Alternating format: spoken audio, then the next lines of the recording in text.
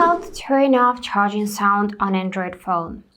So if you are tired of that little chime each time you're plugging in your charger, then I'm going to show you how you can mute this process and basically turn off charging sound. Let's get started. So unfortunately, I cannot demonstrate you how it sounds because my screen recording simply does not allow me to do that. But I guess if you want to get rid of that, you already know how this chime sounds. So firstly, what we're gonna do is we're gonna open up the settings and scroll a bit down until this sounds and vibration. First way how we can turn off this chime is to simply switch to the mute mode on the device, but it will mute everything: incoming calls, notifications, typing sounds, and so on.